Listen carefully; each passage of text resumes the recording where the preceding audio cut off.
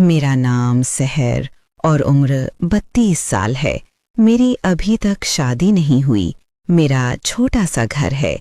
ये उस वक्त की कहानी है जब मेरा भांजा यूनिवर्सिटी की पढ़ाई के सिलसिले में शहर आया तो उसके रहने का बंदोबस्त भी मेरे ही कमरे में करना पड़ा। मेरे भांजे की उम्र 23 साल थी। वो शेर जवान, पढ़ा लिखा और बहुत हद तक खुद मुख्तार था।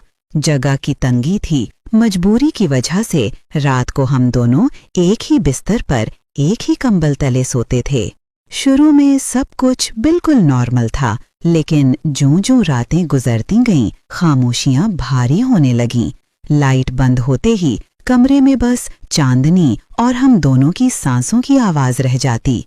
कभी कभार कंबल के नीचे उसका हाथ मेरी तरफ बढ़ता, फिर रुक जाता। मेरी सांसें तेज हो जाती, मगर मैं चुप रहती, वो भी चुप रहता। बस दिल की धड़कनें एक दूसरे को सुनाई देती। एक रात बहुत देर तक नींद नहीं आ रही थी। वो अचानक सरसराते हुए बोला, सहर, जाग रही हो? मैंने आहिस्ता से हामी भरी। वो मेरी तरफ मुड़ा। चांदनी में उसकी आंखें चमक रही थीं। तुम्हें पता है, तुम बिल्कुल नहीं बदली। अब भी वही लगती हो जैसे पहले दिन लगती थीं। उसकी आवाज में कुछ ऐसा था कि मेरी सांस अटक गई। मैंने हंसते हुए कहा, अब सो जा, कल यूनिवर्सिटी है तेरी। वो करीब आया, आवाज और भी धीमी हो गई। सो तो जाऊंगा, मगर तुम्हारे बगैर नींद कहाँ आती है? वो जुमला हवा में लटक गया। हम दोनों खामोश, बस सांसों की आवाज, दिल की धड़कन और एक अजीब सी कशिश जो हर गुजरते लम्हे के साथ बढ़ती जा रही थी। इस रात हम बहुत करीब सोए। कंबल के नीचे जिस्मों के दरमियान फासला बस नाम का रह गया था। अगली रात वो देर से आया, थका हुआ था, खाना खाया और सीधा कमरे में आकर लेट गया। मैंने मजाक किया, इतनी थकन, अभी तो तेरी उम्र ही क्या है? वो हंस पड़ा, आंखों में शरारती चमक लेकर बोला, थकन तो है, मगर तुम चाहो तो सारी रात जाग सकता हूँ। चैलेंज?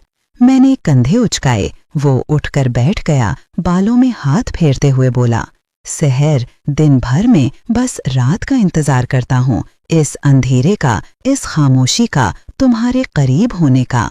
मेरा दिल जोर से धड़का। मैंने नजरें झुका लीं और आहिस्ता से बोली, पागल हो गए हो क्या?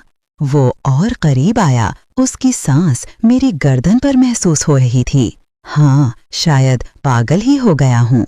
रात भर हम बातें करते रहे, हंसते, चुपकते, खामोश होते। कभी उसकी उंगलियां मेरी उंगलियों से टकराती, कभी कंबल के नीचे उसका पाँव मेरे पाँव से। हर छोटी सी हरकत में बिजली सी दौड़ जाती, मगर हम दोनों जानते थे अभी कुछ कहना बाकी है, कुछ महसूस करना बाकी है। बस इंतजार था उस लम्हे का जब सारी हदें खुद ब खुद मिट जाएं।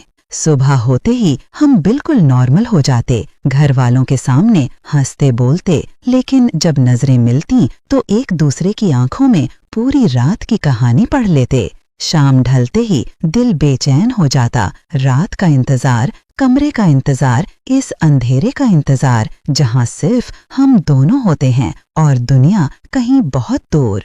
ये कुर्बत अब राज नहीं रह सकती थी। हर गुजरती रात हमें एक दूसरे के और करीब ले जा रही थी और हम दोनों जानते थे अब वापसी का रास्ता नहीं रहा।